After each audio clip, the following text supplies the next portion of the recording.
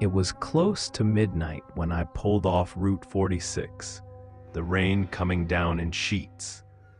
My wipers barely kept up, and the gas gauge had been flirting with empty for miles. That's when I spotted the glow, a flickering neon sign that read Ellie's Diner, open 24 hours.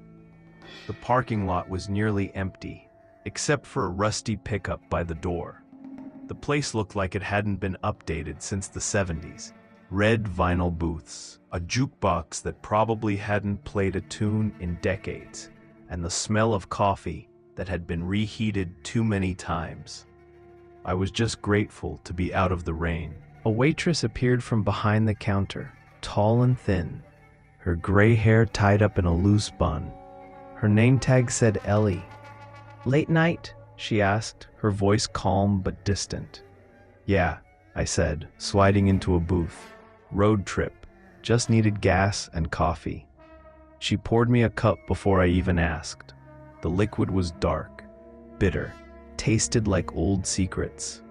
There was no one else inside, yet I felt the weight of someone watching. The old ceiling fan squeaked with every rotation, and the fluorescent light above me buzzed like a trapped fly. Ellie stood there a second too long before smiling faintly. "You'll want to finish up before 1, she said. That threw me off. "Sign says 24 hours, I said.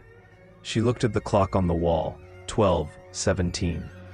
"It's been acting up lately," she muttered. "Best not to be on the road after 1 anyway." I nodded, pretending not to notice how her hands trembled slightly as she wiped the counter. I tried to check my phone, but there was no signal, just that little spinning wheel. The radio behind the counter crackled to life suddenly, playing an old tune that sounded warped, like the record was melting. Ellie's eyes darted toward it before she turned the volume down. "Sorry," she said softly. "Sometimes the signal pulls things it shouldn't." When she walked to the back, I noticed movement outside. A shape, tall and thin, crossing the edge of the parking lot. I leaned closer to the window. It was gone, just rain and darkness. I shook it off, telling myself it was nothing.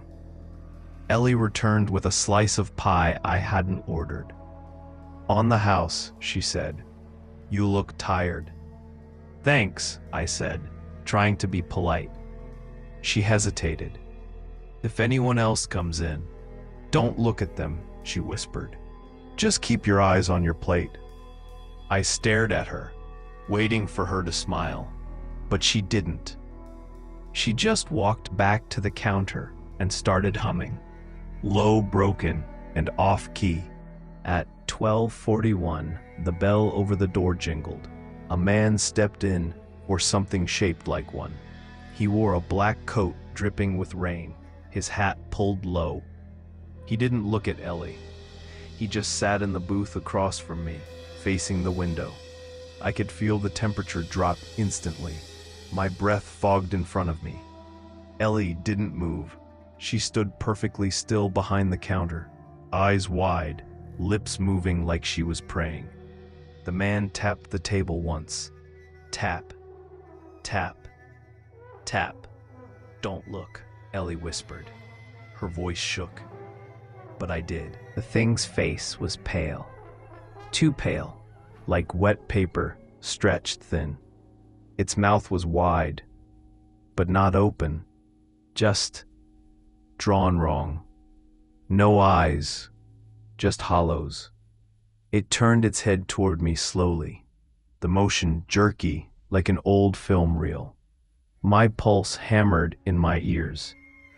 Ellie slammed the coffee pot down, shattering it. The thing twitched, then stood, towering over the booth. "Time's up," Ellie whispered. The lights flickered. For a second, everything went dark.